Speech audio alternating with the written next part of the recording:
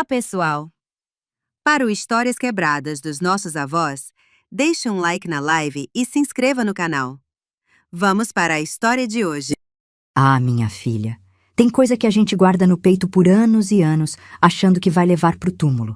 Mas hoje, aos meus 79 anos, sentada aqui na minha cadeira de balanço, com o sol da tarde batendo na cortina de crochê que eu mesma fiz, sinto que é hora de contar. Não porque seja fácil, não. Porque dói menos agora do que doía naquele tempo. Me chamo Isabel. Isabel Maria dos Santos. Mas ninguém aqui da vizinhança sabe o que vivi quando era só uma menina gorda no meio de uma família que só sabia me apontar com vergonha. Quando escuto minhas netas reclamando que não gostam do cabelo ou que se acham feias, meu coração aperta, porque eu sei o que é carregar o peso de não ser aceita, literalmente. O cheiro de café coado está subindo da cozinha, igual aquele que minha mãe fazia toda manhã. Só que o dela vinha com uma cara fechada, com aquela expressão de quem acordava já cansada de ter que me olhar. Eu era a terceira filha, a mais nova das meninas. Tinha a Helena, bonita como uma santa, com cintura de vespa e cabelo que brilhava no sol. Depois vinha a Carmen, que não era tão bonita quanto a Helena, mas era esperta, sabia falar bonito e fazer os homens rirem. E aí tinha eu. Eu era redonda. Redonda como a lua cheia, como minha mãe dizia, só que não com carinho. Era com aquela voz cansada, resignada, como quem fala de uma cruz que tem que carregar. Desde pequena, eu comia. Não por gula, entenda bem. Comia porque era o único consolo que eu tinha. Quando minha mãe suspirava olhando para mim, quando meu pai desviava o olhar na mesa, quando minhas irmãs sussurravam entre elas, eu ia para a cozinha. Lembro do gosto daquela rapadura que a Sebastiana, nossa cozinheira, escondia para mim atrás do pote de farinha. Ela era a única que me olhava com bondade.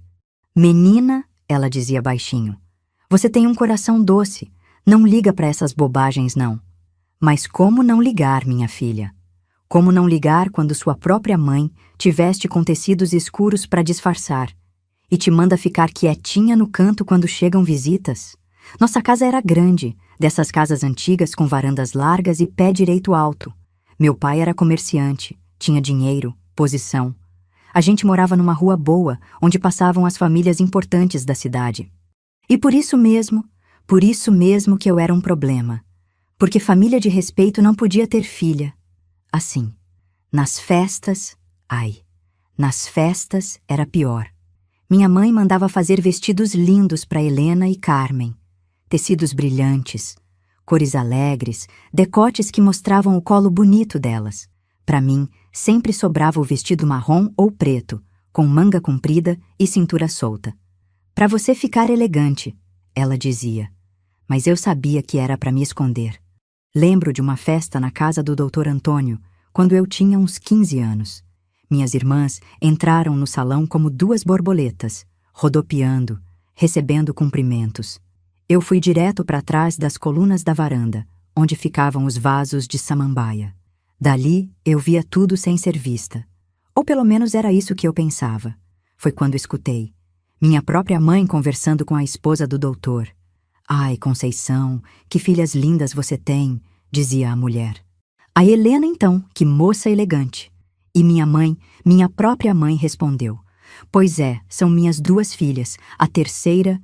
Ela pausou e eu senti meu coração parar. A terceira foi um castigo de Deus, não sei porquê. Castigo de Deus. Essas palavras ficaram martelando na minha cabeça durante dias. Eu era um castigo. Não era filha, não era bênção, não era alegria, era castigo. Cheguei em casa naquela noite e não consegui nem chorar. Só fiquei deitada, olhando para o teto, pensando se Deus mesmo tinha me mandado para castigar minha família. E foi piorando. Conforme eu crescia, o desespero da minha mãe também crescia. Helena casou aos 17 com um rapaz de família boa. Carmen ficou noiva aos 18. E eu estava com 19 anos, gorda, sem pretendente, sem perspectiva. Uma solteirona em potencial, um fardo que não saía de casa. Meu pai começou a me olhar diferente. Não era mais só indiferença, era irritação. Às vezes, eu sentia ele me observando na mesa, mastigando devagar, como se calculasse quanto eu estava custando para a família. Não em dinheiro, entenda. Em vergonha. Em reputação. Em futuro. Foi numa dessas noites que escutei eles conversando no quarto. A parede era fina e eu estava no meu quarto ao lado, tentando dormir. Meu pai falava baixo, mas eu conseguia ouvir. Conceição, a gente precisa fazer alguma coisa com a Isabel. Ela já passou da idade e assim como está... Minha mãe suspirou. Eu sei, Joaquim. Mas o que fazer? Quem vai querer? Ninguém vai querer. Ele respondeu seco. Mas a gente não pode sustentar ela pro resto da vida. E toda vez que alguém vem aqui, vê ela e já sabe o tipo de família que somos. Tipo de família que somos. Como se eu fosse uma mancha, uma marca ruim na reputação deles. Puxei o lençol por cima da cabeça e chorei baixinho, mordendo o travesseiro para não fazer barulho. Porque mesmo chorando, eu tinha que ser invisível. Mas o destino, minha filha, às vezes prega peças que a gente não espera. E a vida da nossa família ia mudar de um jeito que ninguém imaginava. Tudo por causa de uma dívida que meu pai tinha com um homem muito poderoso. E por causa de um escravo chamado Elias, que havia feito algo que mudou tudo. Naquela época, ainda existia a escravidão. Parece mentira hoje, né? Mas era assim. E esse Elias, ele não era escravo comum. Ele tinha salvado a vida do fazendeiro Benedito, o homem mais rico da região. A história corria de boca em boca. O fazendeiro estava sendo atacado por bandidos na estrada, quando Elias apareceu e lutou como um leão para defendê-lo. Quase morreu no processo, mas salvou a vida do patrão. O fazendeiro ficou tão grato que decidiu dar uma recompensa ao Elias. E a recompensa foi a liberdade, mais uma casa e um pedaço de terra. Imagine só, um escravo virando proprietário da noite para o dia. Isso causou um alvoroço danado na cidade. Uns diziam que era coisa de maluco, outros que era justiça, mas ninguém ousava falar contra o fazendeiro Benedito. Meu pai devia dinheiro para o fazendeiro. Muito dinheiro. E estava sem condições de pagar. Já tinha vendido algumas terras, algumas joias da minha mãe, mas ainda faltava muito. O fazendeiro estava perdendo a paciência e meu pai estava desesperado. Foi quando o fazendeiro teve uma ideia. Ou melhor, foi quando ele decidiu ajudar seu protegido Elias com um problema dele. Porque Elias, com toda a sua nova liberdade e propriedade, estava sozinho. Sozinho e precisando de uma companhia feminina. Alguém que pudesse cuidar da casa, fazer companhia, talvez até dar filhos. Seu Joaquim, disse o fazendeiro numa tarde que nunca vou esquecer, eu tenho uma proposta que pode resolver os problemas de todo mundo. Meu pai estava na sala, nervoso, mexendo no chapéu que segurava nas mãos. Você tem uma filha solteira, não é? A mais nova? Eu estava na cozinha, mas conseguia ouvir tudo. Meu coração começou a bater mais forte. Uma filha solteira. Ele estava falando de mim. Tenho sim, fazendeiro. Mas ela é... Meu pai hesitou. Ela não é como as outras. É meio... diferente. Diferente como? Bem, ela é grandinha. E não é muito... atraente. O silêncio que se seguiu foi terrível. Eu segurei a respiração, esperando. Até que o fazendeiro falou. Perfeito. Elias não é homem de beleza, é homem de caráter. E pela idade que ele tem, ele precisa de alguém que cuide bem dele, que seja companheira de verdade. Não precisa ser bonita, precisa ser boa. E o que o senhor está propondo? Você me dá a menina pro Elias e eu perdoo sua dívida. Toda ela. Você fica livre. E Elias fica com uma companhia. Todo mundo sai ganhando. Dar a menina. Como se eu fosse um saco de farinha, uma cabeça de gado. Senti meu mundo desabar. Meu próprio pai estava negociando me entregar para salvar o nome dele. E o pior, ele nem hesitou muito. Mas, fazendeiro, ela nunca vai aceitar. Ela não precisa aceitar. Ela precisa obedecer. Você é o pai dela, não é? E outra coisa, Elias é homem de bem. Trabalhador, honesto, vai tratar ela com respeito. Não é qualquer um que eu estava sugerindo. Meu pai ficou quieto por um longo tempo. Eu podia imaginar ele calculando, pesando. A dívida de um lado, eu do outro. E a dívida estava ganhando. Está bem, fazendeiro. Pode contar com isso. Pronto. Estava decidido. Eu havia sido vendida. Não, pior que isso. Eu havia sido trocada. Trocada por dinheiro que meu pai devia. Como se eu fosse uma mercadoria que ele pudesse usar para quitar as contas. Quando eles se levantaram e se despediram, eu corri para o meu quarto. Meu corpo inteiro tremia. Não de medo, não de raiva. De uma tristeza tão profunda que parecia que eu estava afundando num poço sem fundo. Porque naquele momento eu entendi uma coisa terrível. Eu não era filha. Eu era estorvo, um estorvo que finalmente ia ter utilidade. Essas lembranças doem, mas também curam, minha filha. Porque quando a gente conta, quando a gente divide, o peso fica mais leve.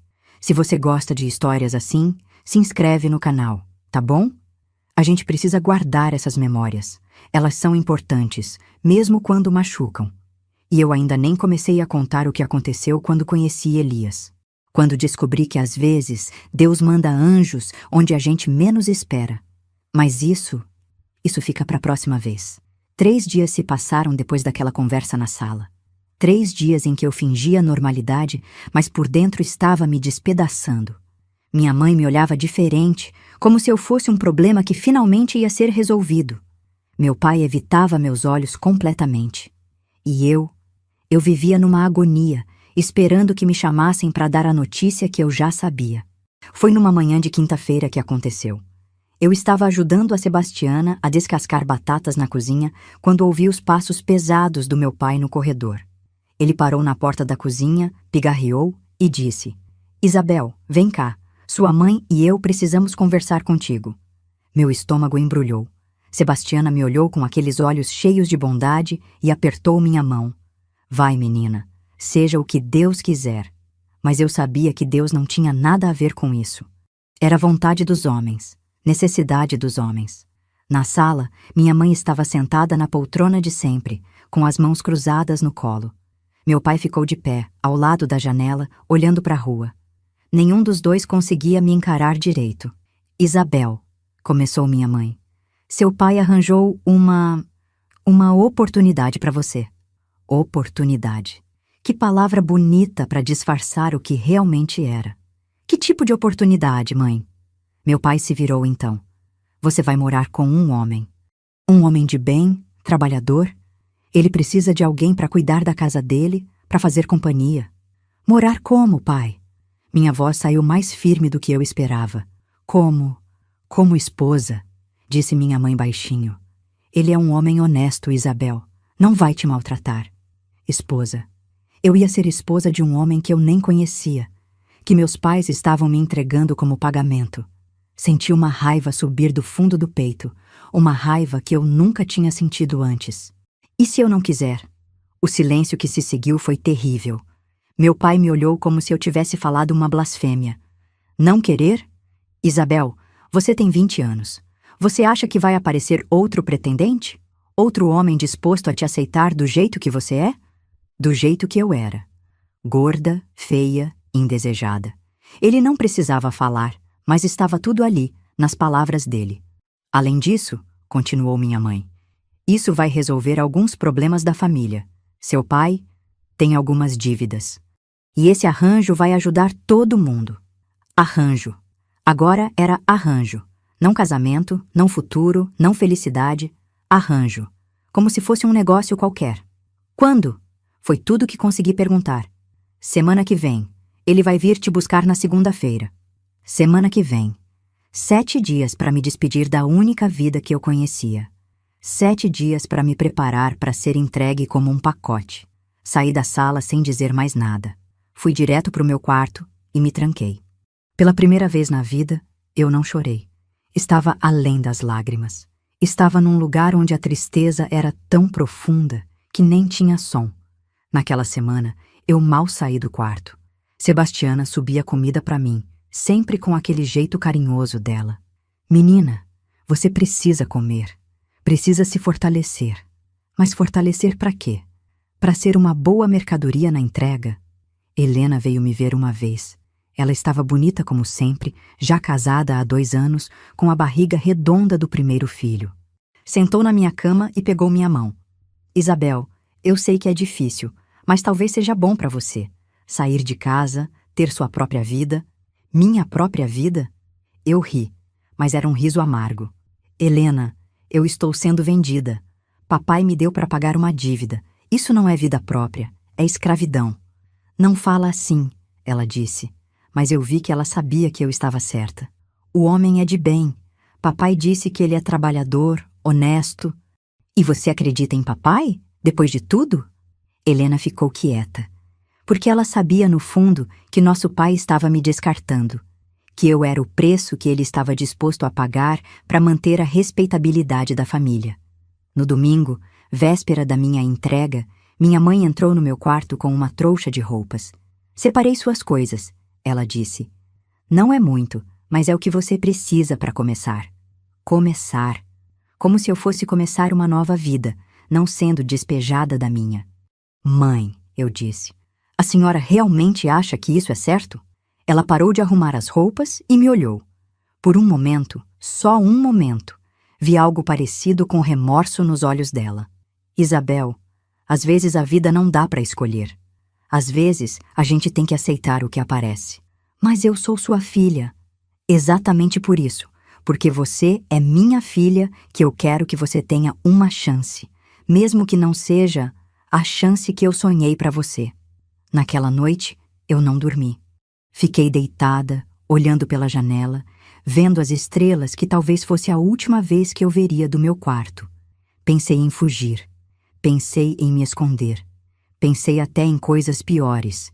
Mas no fundo, eu sabia que não tinha para onde ir. Mulher solteira, sem dinheiro, sem família que me apoiasse. Eu era realmente um fardo que ninguém queria carregar. Na manhã de segunda-feira, acordei com o barulho de cascos na rua. Meu coração disparou. Ele havia chegado. Corri para a janela e vi uma carroça simples, puxada por um cavalo marrom. No banco do condutor estava um homem de chapéu, mas eu não conseguia ver o rosto dele direito. Isabel! A voz do meu pai ecoou pela casa. Venha cá! Vesti o vestido preto que minha mãe havia separado para a ocasião. Preto como luto, pensei, porque era isso que eu estava fazendo. Enterrando a Isabel que eu era para virar a Isabel que alguém precisava que eu fosse. Desci as escadas devagar. Na sala, meus pais estavam conversando com o homem. Quando entrei, ele se virou para me olhar. A primeira coisa que notei foram os olhos dele. Eram olhos cansados, mas não cruéis. Olhos de quem tinha vivido muito e visto muito. Ele era mais velho que eu, devia ter uns 40 anos. Alto, magro, com a pele marcada pelo sol e pelo trabalho. Não era bonito, mas também não era feio. Era comum, como eu. Isabel, disse meu pai. Este é o Elias. Elias, esta é minha filha. Elias tirou o chapéu e fez uma reverência respeitosa. Muito prazer, Dona Isabel. Dona Isabel. Ninguém nunca tinha me chamado de dona. Sempre foi só Isabel, ou a menina, ou a gordinha. Mas nunca dona. Muito prazer, respondi baixinho. Ele me estudou por um momento, sem pressa, sem julgamento, apenas observando. Depois se virou para o meu pai. Seu Joaquim, se a senhora concordar, gostaria de ter uma palavra com ela. A sós. Meu pai hesitou. Claro, claro. Vocês podem conversar aqui na sala mesmo. Nós vamos preparar as coisas dela. Quando ficamos sozinhos, Elias continuou de pé, respeitoso. A senhora pode sentar, ele disse. Eu gostaria de conversar com a senhora sobre nossa situação. Nossa situação. Pelo menos ele não fingia que era um casamento por amor. Dona Isabel? Ele continuou. Eu sei que a senhora não escolheu estar aqui. Eu sei que isso tudo é um arranjo que os homens fizeram sem perguntar para a senhora. E eu quero que a senhora saiba que eu não vou forçar nada. Nada mesmo. Olhei para ele surpresa. Ele continuou. Minha casa é simples, mas é limpa e tem tudo o que a senhora precisa. Tem um quarto para a senhora, separado do meu. A senhora vai ter sua privacidade, seu espaço. E se um dia a senhora quiser ir embora, eu não vou impedir. Por que o senhor está fazendo isso? Perguntei. Por que aceitou me receber? Ele sorriu pela primeira vez, um sorriso triste. Porque eu também sei o que é ser rejeitado, Dona Isabel. Eu sei o que é ser visto como menos que os outros. e eu pensei que talvez 2 rejeitados pudessem se ajudar. Naquele momento, algo se mexeu dentro de mim. Não era amor, não era paixão. Era reconhecimento, como se eu estivesse vendo alguém que entendia. A senhora quer vir comigo? Ele perguntou suavemente. Não como esposa, não como obrigação, mas como companhia. Olhei para ele, para aquele homem que estava me oferecendo uma dignidade que minha própria família não me dava. E pela primeira vez em dias, senti algo parecido com esperança. Eu vou, disse baixinho. Eu vou com o senhor. Ele assentiu e colocou o chapéu de volta. Então vamos, Dona Isabel. Vamos para casa. Casa. Ele não disse minha casa ou sua nova casa. Disse casa, como se fosse nossa, como se eu pertencesse a algum lugar. Quando saí daquela casa, carregando minha trouxa de roupas, eu não olhei para trás, porque eu sabia que se olhasse, se visse minha mãe na janela ou meu pai na porta, eu ia desmoronar. E eu precisava ser forte. Precisava ir embora inteira, mesmo que por dentro eu estivesse despedaçada. Subir naquela carroça foi uma das coisas mais difíceis que eu já fiz. Não pelo medo do desconhecido, mas pela certeza de que eu estava deixando para trás tudo o que eu conhecia. Mesmo que esse tudo não fosse bom, era familiar. Era meu. Elias subiu ao meu lado, pegou as rédeas e fez o cavalo andar. O barulho das rodas na terra batida era o som da minha vida mudando para sempre. E conforme a casa dos meus pais foi ficando pequena atrás de nós, eu senti uma coisa estranha. Não era só tristeza. Era também alívio. Talvez, só talvez, eu estivesse indo para um lugar onde eu pudesse ser apenas eu. Sem peso, sem vergonha, sem ser um problema para ninguém. Talvez. A viagem até a casa do Elias durou quase 2 horas. 2 horas de silêncio, só quebrado pelo barulho das rodas na estrada de terra e pelo ocasional relinchar do cavalo. Eu ficava olhando para frente, tentando imaginar como seria minha nova vida, enquanto Elias conduzia com aquela calma que já estava começando a me chamar a atenção. De vez em quando, ele apontava alguma coisa na paisagem. Ali é a propriedade do seu Manuel, dizia. Ou então, aquela árvore grande ali, os passarinhos fazem muito barulho de manhã. Não eram conversas grandes, mas eram gentis, como se ele estivesse me apresentando ao mundo dele, devagar, sem pressa. Quando finalmente chegamos, o sol já estava se pondo. A casa dele era pequena, de madeira, com uma varanda na frente e um quintal que se estendia até onde meus olhos alcançavam. Não era rica, mas era cuidada. As flores na frente estavam bem tratadas, a cerca estava pintada, tudo no seu lugar. Chegamos, Dona Isabel, ele disse descendo da carroça e estendendo a mão para me ajudar. Quando pisei no chão, senti as pernas bambas.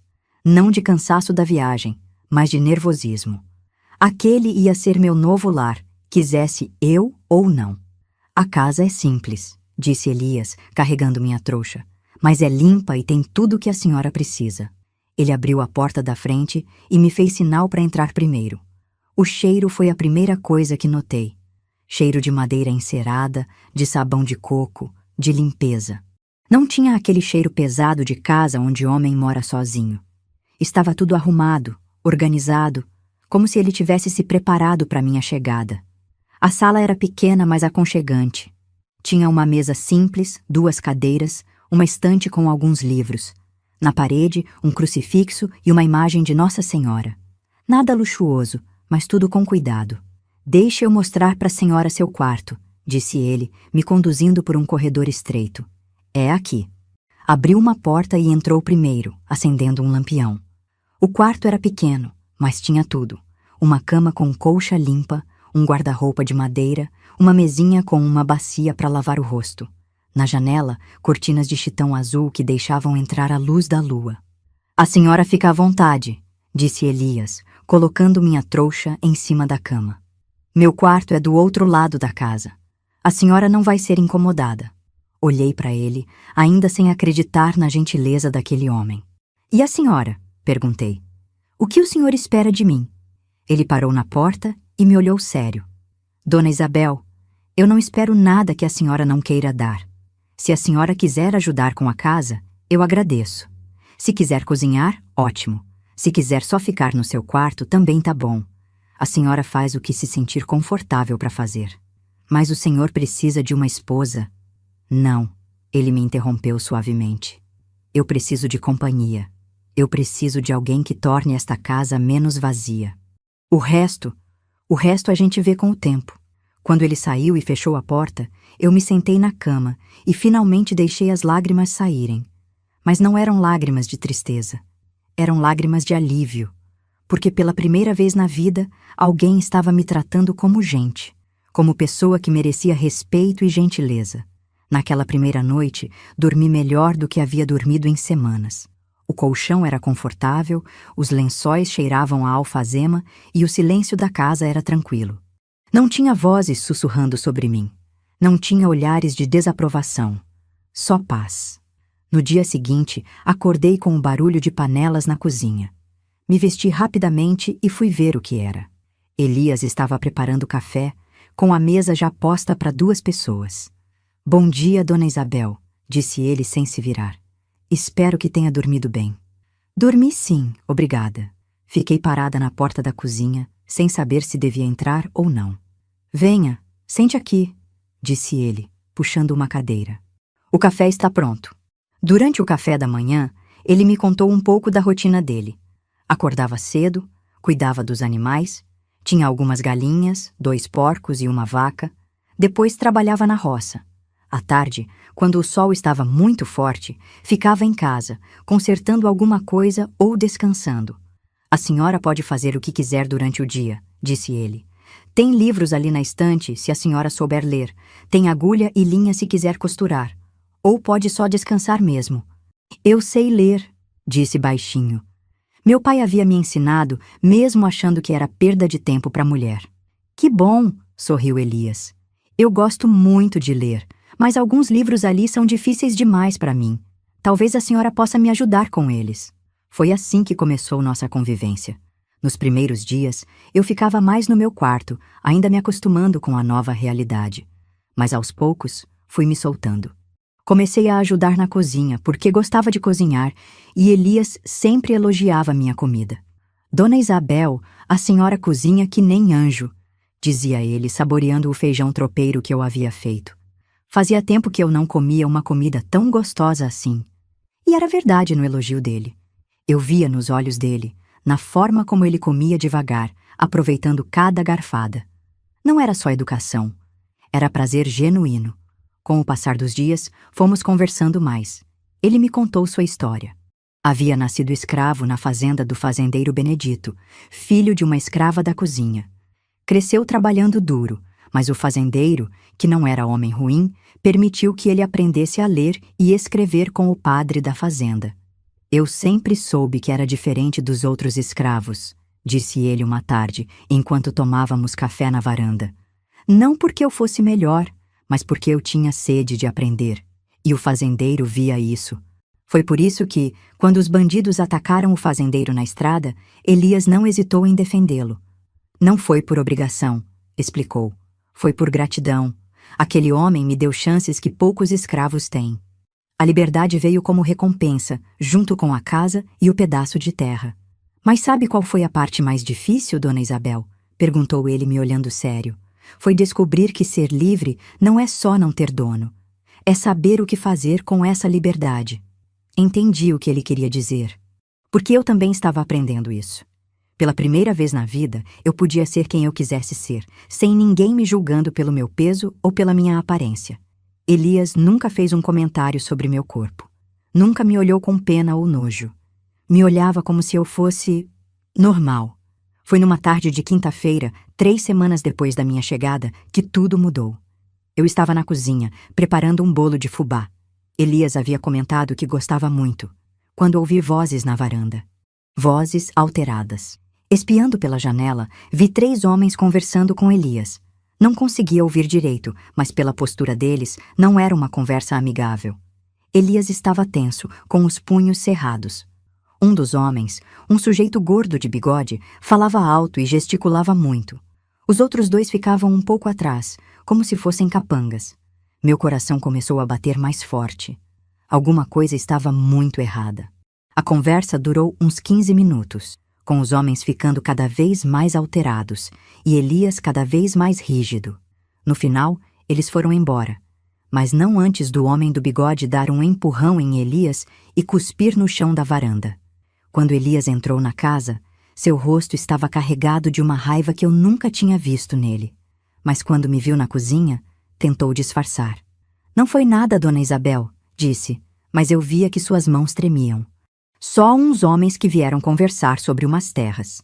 Elias, disse, usando seu nome sem o senhor pela primeira vez. O que está acontecendo? Ele me olhou por um longo momento, como se estivesse decidindo o quanto podia me contar. Depois, suspirou fundo e se sentou na cadeira da cozinha. Dona Isabel, tem gente na cidade que não gosta da ideia de um ex-escravo ter propriedade. Acham que é coisa de maluco do coronel Benedito. E agora eles querem que eu venda minha terra para eles. Por um preço bem baixo. E se o senhor não quiser vender? Elias olhou para mim com uma expressão que me deu medo. Eles disseram que vão dar um jeito de me fazer querer. Senti um frio na barriga.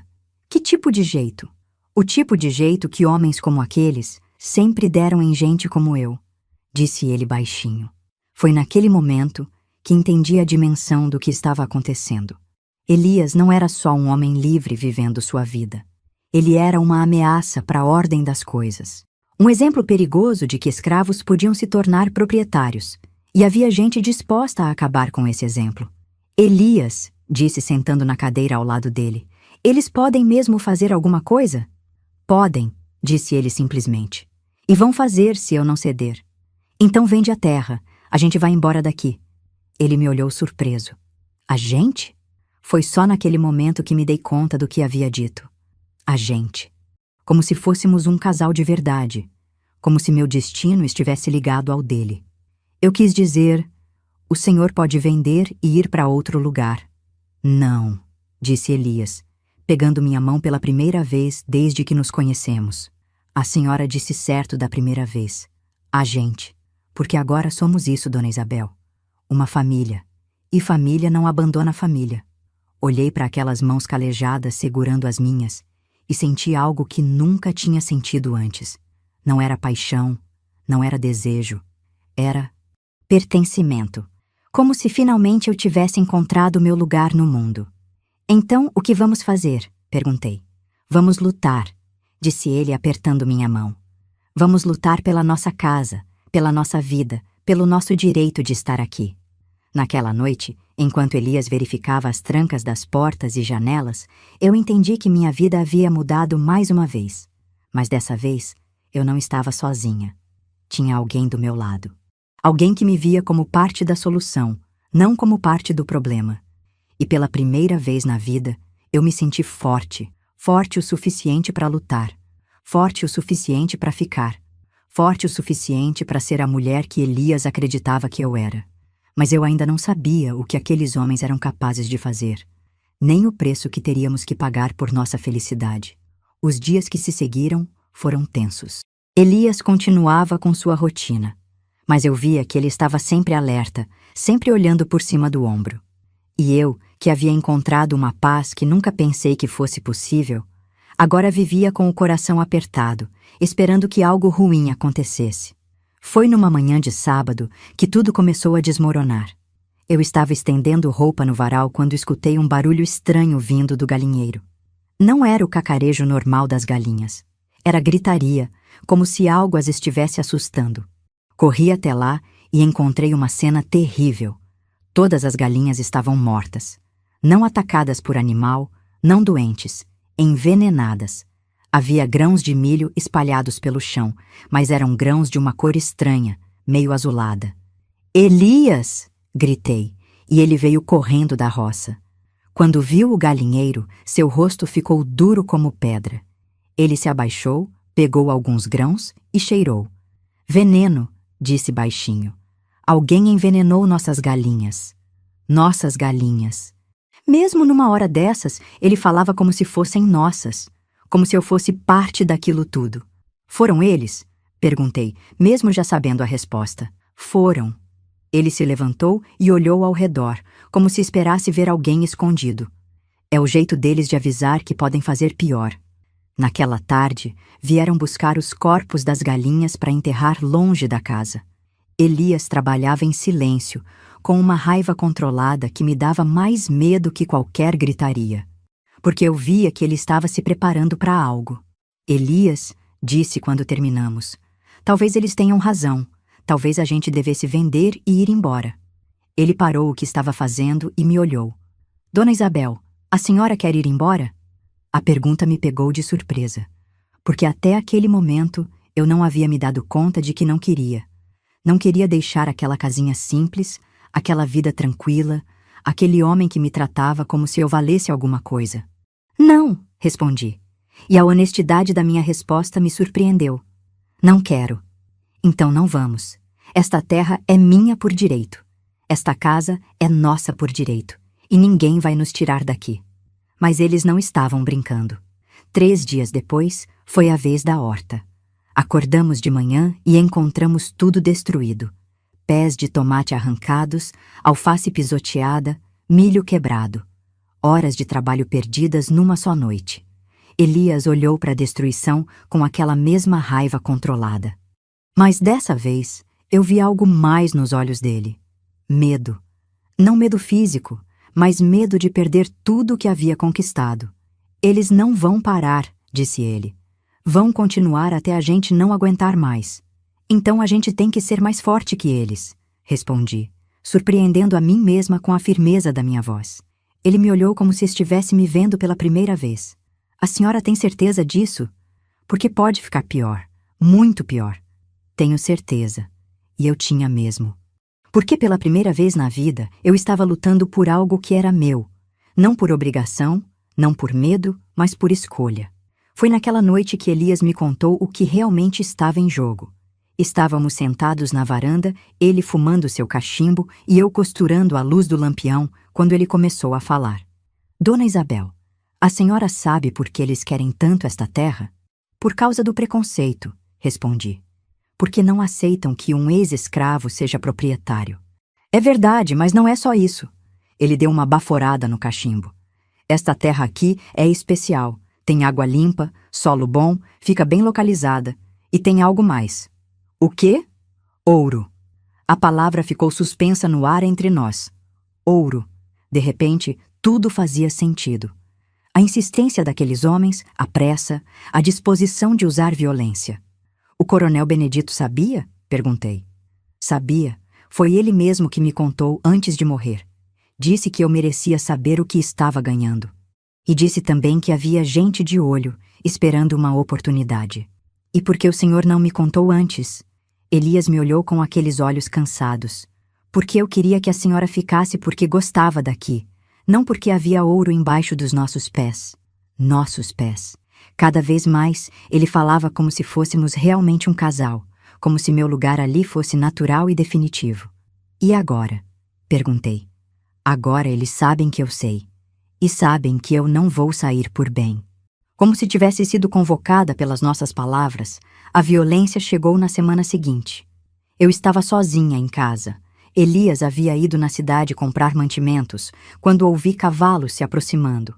Espiando pela janela, vi os mesmos 3 homens da outra vez, só que agora eles tinham mais 2 companheiros. Meu primeiro instinto foi me esconder. Correr para o quarto, trancar a porta e esperar que fossem embora. Mas alguma coisa dentro de mim se recusou a fazer isso. Esta era minha casa agora. E eu não ia me esconder na minha própria casa. Abri a porta da frente e saí para a varanda, tentando parecer mais corajosa do que me sentia.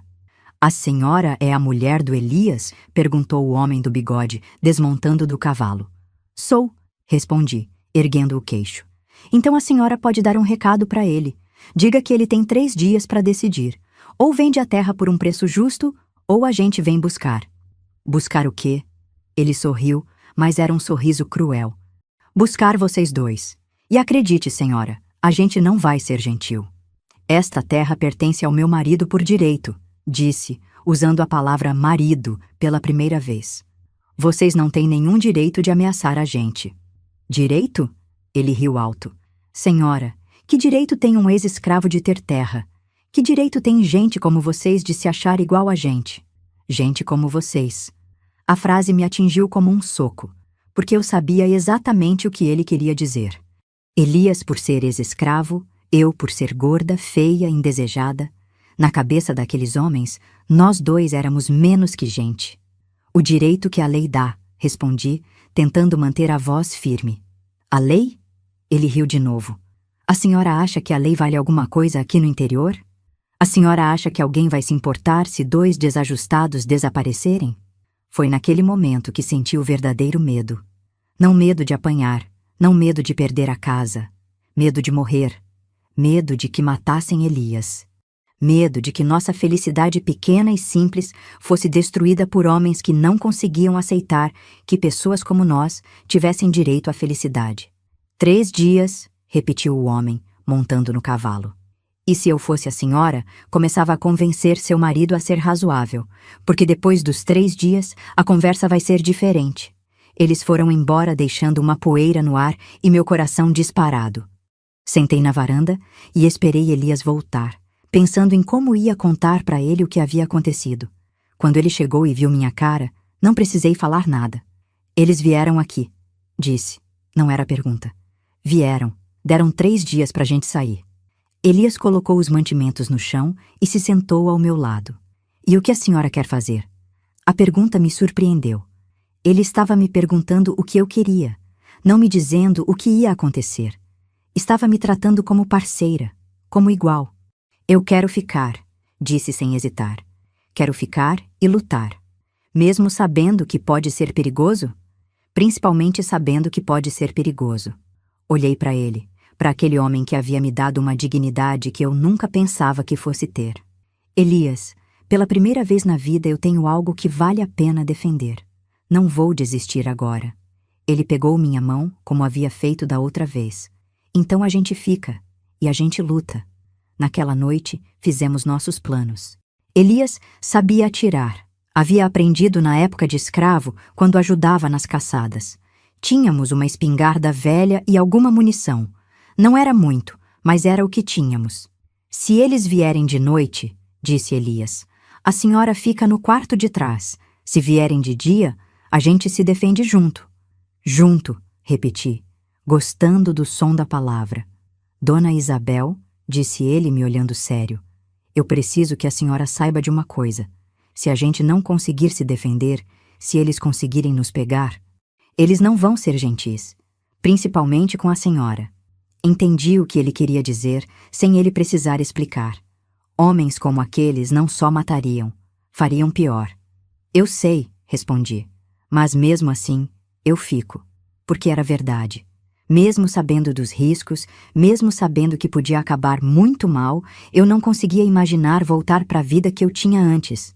Voltar a ser a filha indesejada, o fardo, o castigo de Deus. Ali, naquela casa simples, ao lado daquele homem respeitoso, eu havia descoberto quem eu realmente era. E não ia desistir disso sem lutar. Os 3 dias passaram devagar, como se o tempo soubesse que algo terrível estava por vir. E quando o 3º dia terminou, nós dois sabíamos que nossa vida pacata havia chegado ao fim. A partir daquele momento seria guerra, e eu, que nunca havia lutado por nada na vida, estava pronta para lutar por tudo. Na manhã do 4º dia, acordei com Elias me balançando suavemente. Ainda estava escuro lá fora, mas ele já estava vestido e com a espingarda na mão. Dona Isabel, eles estão vindo, sussurrou. Vi as tochas deles na estrada. Meu coração disparou, mas estranhamente eu não senti o pânico que esperava sentir. Era como se todo aquele tempo de espera tivesse me preparado para esse momento. Me vesti rapidamente e fui para a sala, onde Elias estava espiando pela janela. Quantos? Perguntei baixinho. 6, mais do que da última vez. Sua voz estava calma, mas eu via a tensão nos ombros dele. Dona Isabel, ainda dá tempo da senhora ir para o quarto de trás e se esconder. Não. Minha resposta saiu mais firme do que eu esperava. Nós decidimos juntos ficar. Vamos enfrentar juntos. Ele me olhou por um momento, e eu vi orgulho nos olhos dele. Orgulho de mim. Então fique atrás daquela mesa. Se algum conseguir entrar, a senhora atira. Entregou-me uma pistola pequena que eu nem sabia que ele tinha. É só apontar e apertar o gatilho. Não precisa mirar muito de perto. O barulho dos cavalos foi ficando mais forte. Eles pararam na frente da casa e eu escutei as vozes conhecidas. O homem do bigode estava gritando: Elias, sabemos que você está aí. Os 3 dias acabaram. Elias abriu a janela, mas manteve a espingarda escondida. Estou aqui, e não vou a lugar nenhum. Então você escolheu o jeito difícil. A voz do homem estava carregada de satisfação. Rapazes, vocês sabem o que fazer. Foi quando começou. O primeiro tiro veio da varanda, estilhaçando o vidro da janela. Elias se abaixou e respondeu, e o barulho da espingarda dentro da casa foi ensurdecedor. Lá fora, escutei alguém gritar. Elias havia acertado um deles. Filho da mãe! Gritou o homem do bigode. Queimem essa casa! Queimem com eles dentro! O cheiro de fumaça chegou poucos minutos depois. Eles haviam ateado fogo na parte de trás da casa. Elias continuava atirando pela janela da frente, tentando mantê-los afastados, mas o fogo estava se espalhando rápido. Dona Isabel, a gente vai ter que sair, disse ele, entre um tiro e outro. Se ficarmos aqui, vamos morrer queimados. Como? Pela porta da frente, é a única chance. Ele me olhou sério. Quando eu disser, a senhora corre para o quintal e se esconde atrás do poço. Não olha para trás, não para por nada. E o senhor? Eu vou logo atrás. Mas eu sabia que não era verdade. Eu sabia que ele ia tentar me dar tempo para fugir, mesmo que isso significasse ficar para trás. Elias, disse pegando o braço dele. Ou vamos juntos ou não vamos. A fumaça estava ficando mais densa. O fogo havia chegado ao corredor e logo chegaria na sala. Não tinha mais tempo para discussão. Está bem, disse ele, na contagem de 3. 1. Nesse momento, a porta da frente se escancarou com um chute. 2 homens entraram com as armas em punho. Elias atirou imediatamente, acertando um deles no peito. O homem caiu, mas o outro conseguiu atirar. Vi Elias se contorcer e cair. Sangue começou a escorrer do seu ombro. Sem pensar, levantei a pistola e atirei no segundo homem. O tiro pegou no braço dele e ele cambaleou para trás, gritando: Elias! Corri para ajudá-lo a se levantar. Ele estava pálido, mas vivo. Precisa sair daqui, disse ele tentando se apoiar em mim. A casa vai desabar. Saímos pela porta da frente, eu segurando Elias e ele tentando manter a espingarda firme. Lá fora, os outros homens nos viram e começaram a atirar. Corremos para o quintal, nos escondendo atrás do poço como Elias havia planejado. O fogo havia tomado conta da casa inteira. As vigas do telhado começavam a ceder, e logo tudo ia desabar. Nossa casa, nosso lar, nosso refúgio, tudo virando cinzas. Malditos covardes! Gritou o homem do bigode de algum lugar no quintal. Vocês mataram 2 dos meus homens. E vou matar mais se vocês não forem embora, gritou Elias de volta, apesar de estar perdendo sangue. Não vão sair daí vivos. Mas foi quando escutamos um barulho que mudou tudo. Cavalos. Muitos cavalos vindo pela estrada. E uma voz que eu reconheci imediatamente. A voz do fazendeiro Benedito. O que está acontecendo aqui? A voz do fazendeiro cortou a noite como uma espada. Silêncio. Os tiros pararam. Espiando por cima do poço, vi o fazendeiro com mais 10 homens, todos armados, cercando nossa propriedade. Fazendeiro, disse o homem do bigode, e eu percebi nervosismo na voz dele. Nós estávamos resolvendo um problema. Que tipo de problema? Este ex-escravo aqui está causando confusão. Achamos melhor tirar ele daqui antes que vire exemplo para os outros.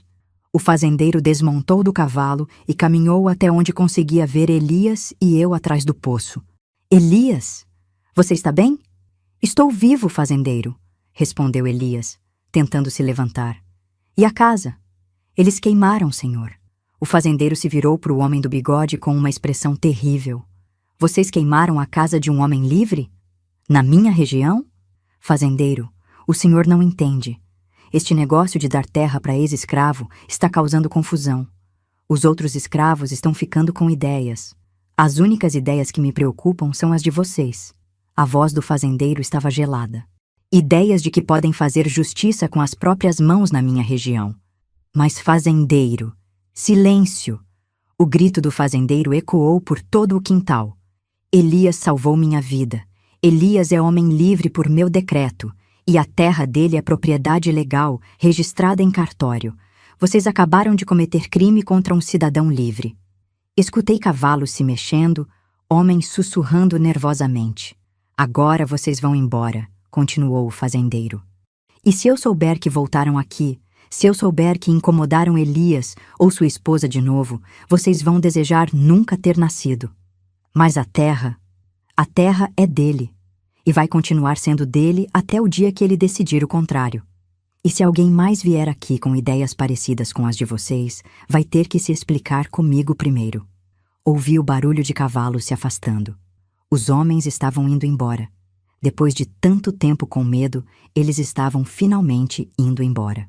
O fazendeiro veio até o poço onde estávamos escondidos. Elias, você está ferido?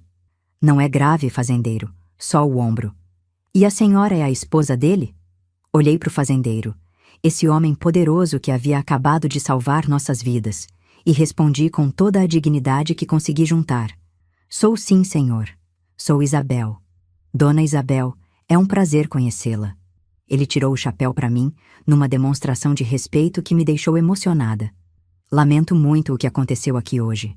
Com a ajuda dos homens do fazendeiro, levamos Elias para a cidade para cuidar do ferimento. Não era grave como ele havia dito, mas precisava de pontos e cuidados. Eu fiquei ao lado dele o tempo todo, segurando sua mão, agradecendo a Deus por estar vivo. Dona Isabel, disse o fazendeiro enquanto esperávamos o médico terminar. Vocês não podem voltar para casa hoje. Não sobrou nada. Era verdade. Nossa casinha, nossa vida tranquila, tudo havia virado cinzas. Mas estranhamente eu não sentia desespero. Sentia esperança. A gente constrói outra, disse, surpreendendo a mim mesma com a confiança na minha voz. Constrói sim, disse Elias, apertando minha mão. E desta vez a gente faz ela maior, com um quartinho a mais. Pra quê? Perguntei. Ele sorriu, apesar da dor. Pro filho que a gente vai ter. Filho. A palavra ficou suspensa no ar entre nós. Porque até aquele momento, nossa união havia sido de conveniência, de companhia, de sobrevivência. Mas agora, depois de lutarmos juntos, de quase morrermos juntos, ela havia se tornado algo mais. Elias, sussurrei. Você tem certeza? Tenho certeza de que você é a mulher mais corajosa que eu conheço, disse ele. Tenho certeza de que não conseguiria enfrentar aqueles homens sem você do meu lado. E tenho certeza de que te amo. Te amo. Palavras que eu nunca pensei que fosse ouvir na vida. Palavras que eu nem sabia que queria ouvir até escutá-las. Eu também te amo, respondi. E era verdade. Não o amor de paixão dos livros, mas o amor de companheirismo, de respeito, de quem encontrou sua outra metade no lugar mais improvável. O coronel sorriu, ouvindo nossa conversa. Então está decidido. Vocês vão ficar na minha casa até a casa nova ficar pronta, e eu vou dar uma ajuda com a construção. Fazendeiro, o senhor não precisa... Preciso sim. Preciso porque vocês provaram hoje que algumas coisas valem a pena defender. E uma delas é o direito de ser feliz. Naquela noite, deitada numa cama emprestada na casa do fazendeiro, com Elias dormindo ao meu lado, pela primeira vez dividindo a mesma cama, eu pensei na jornada que me trouxe até ali. Havia começado como a filha rejeitada, o fardo que ninguém queria.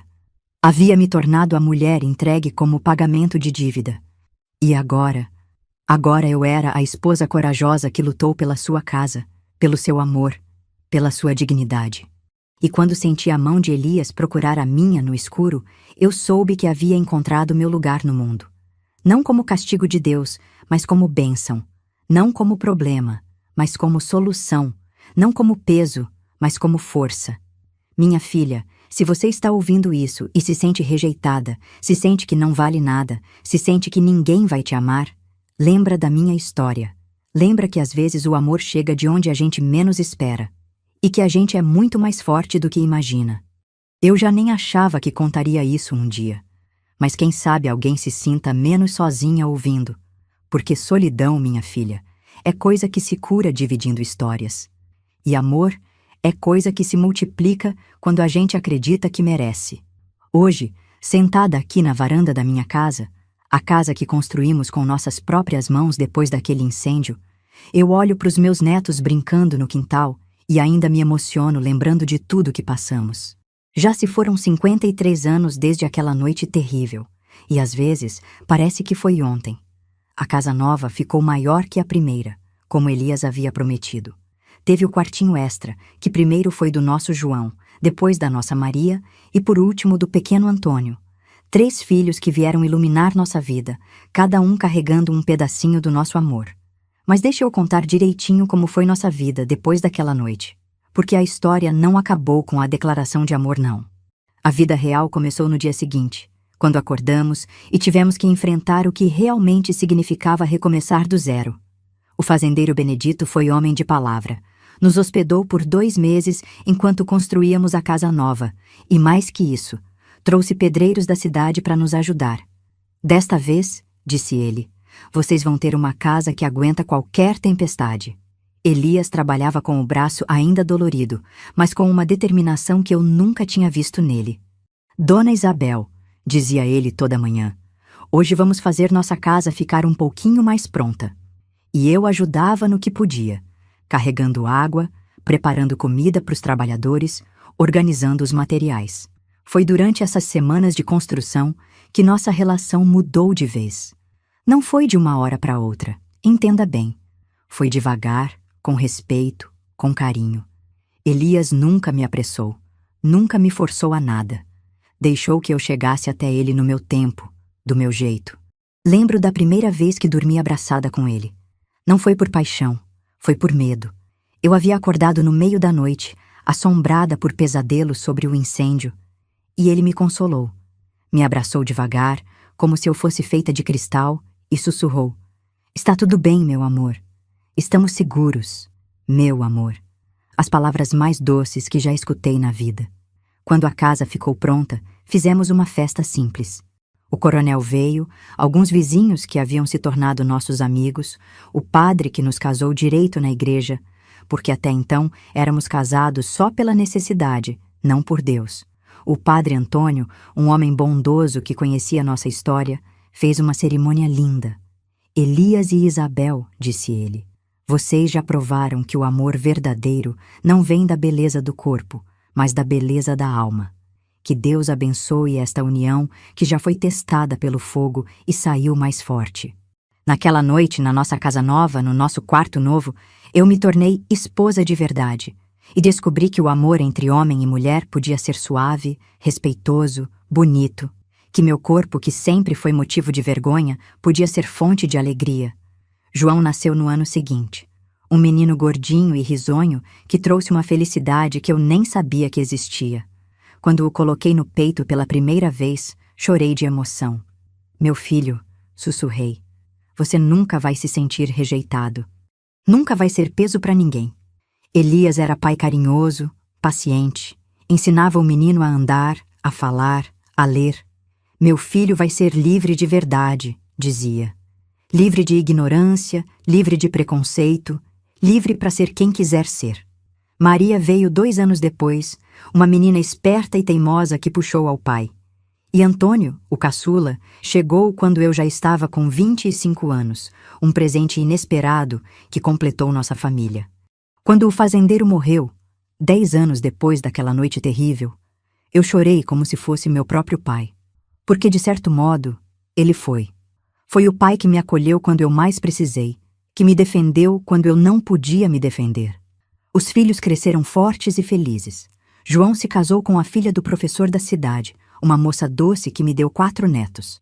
Maria casou com um rapaz da capital e hoje vive longe, mas escreve toda semana. Antônio ficou aqui na região, cuidando de parte das terras, casado com uma menina da vizinhança. Elias morreu há 15 anos. Morreu dormindo, tranquilo, depois de uma vida bem vivida. Estava com 79 anos, eu com 64. Na véspera, ainda brincamos na varanda. Ele me contando histórias dos netos, eu reclamando que ele não comia direito. Isabel, disse ele naquela última noite, você sabe que foi a melhor coisa que aconteceu na minha vida, né? Bobagem, respondi. A liberdade foi a melhor coisa. Não, ele insistiu, pegando minha mão como fazia sempre. A liberdade me deu a chance de viver. Você me deu o motivo para viver. Quando ele morreu, eu pensei que ia morrer também. Porque como viver sem o homem que me ensinou que eu valia alguma coisa? Como continuar sem quem me amou quando ninguém mais amava? Mas os filhos precisavam de mim. Os netos estavam chegando. E eu descobri que o amor que Elias havia plantado em mim continuava crescendo, se espalhando para os filhos, para os netos, para toda a família que construímos juntos. Os anos foram passando tranquilos.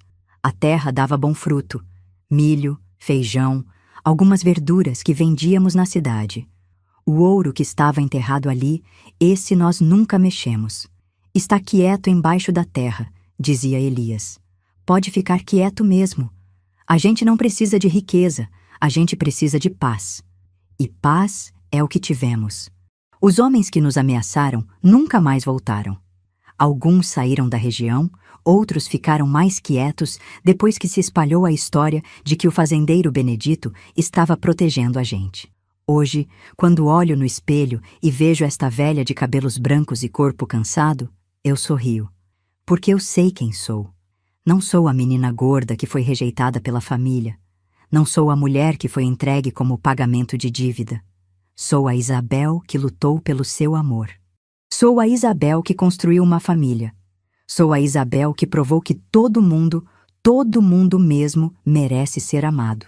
Semana passada, minha neta mais nova, a Julinha, veio chorando porque as meninas da escola estavam zombando dela. Vovó, disse ela, elas falam que eu sou feia, que sou diferente. Sentei ela no meu colo, mesmo ela já estando crescidinha, e contei um pouquinho da minha história. Não tudo, porque criança não precisa carregar peso de adulto, mas o suficiente para ela entender. Minha filha, disse para ela, beleza verdadeira não é o que os outros veem, é o que você é por dentro. É a bondade no seu coração, a força na sua alma, o amor que você consegue dar para os outros. Mas, vovó, como eu faço para não ligar para o que eles falam? Você lembra que existe gente no mundo que te ama do jeito que você é. Você lembra que o que importa não é a opinião de quem não te conhece, mas o carinho de quem te conhece de verdade. Ela me abraçou forte, e naquele abraço eu senti que estava passando para frente o que Elias havia me ensinado. Que a gente vale pelo que é, não pelo que parece. Às vezes, nas tardes de domingo, quando a família toda se reúne aqui em casa, eu olho para essa mesa cheia de gente que nasceu do amor entre uma menina rejeitada e um escravo libertado, e meu coração transborda de gratidão. Porque nossa história prova uma coisa importante. Não importa como você começa na vida. Importa como você escolhe continuar. Não importa o que os outros pensam de você. Importa o que você pensa de si mesma. Eu comecei como castigo de Deus e me tornei bênção de Deus. Comecei como fardo e me tornei força. Comecei como rejeição e me tornei amor. E se uma menina gorda e indesejada conseguiu construir uma vida linda, conseguiu ser amada, conseguiu ser feliz, então qualquer uma consegue. Qualquer uma que tenha coragem de lutar pelo que merece, coragem de acreditar que vale a pena, coragem de aceitar o amor quando ele chegar. Porque amor, minha filha, amor sempre chega. Às vezes não vem do jeito que a gente espera. Às vezes não vem de onde a gente imagina. Mas vem. E quando vier, você precisa estar pronta para receber. Hoje, quando meus netos me perguntam sobre o passado, eu conto com orgulho. Conto sobre a avó que foi corajosa, que lutou pelos seus direitos, que construiu uma família linda em cima de um amor verdadeiro. E quando eles me perguntam qual é o segredo para ser feliz, eu respondo: o segredo é saber que você merece ser feliz. O segredo é nunca desistir de si mesma. O segredo é acreditar que Deus sempre tem um plano melhor do que o nosso. Minha vida não foi fácil, mas foi boa. Foi cheia de amor, cheia de propósito, cheia de significado. E se eu pudesse voltar atrás e mudar alguma coisa, sabe o que eu mudaria? Nada. Absolutamente nada. Porque cada lágrima que chorei me fortaleceu. Cada rejeição que sofri me preparou para valorizar o amor quando ele chegou. Cada dificuldade que enfrentei me ensinou que sou mais forte do que imaginava. E agora, no fim da minha jornada, posso dizer com certeza: valeu a pena. Cada momento de dor, cada momento de medo, cada momento de luta, tudo valeu a pena pelos anos de felicidade que vieram depois. Então, minha filha, se você está passando por momentos difíceis, se está se sentindo rejeitada, se está achando que não vale nada, lembre da minha história. Lembre que sua história ainda está sendo escrita e que o final pode ser muito mais bonito do que você imagina. Porque todo mundo mesmo, merece ter sua história de amor. E a sua, tenho certeza, vai ser linda.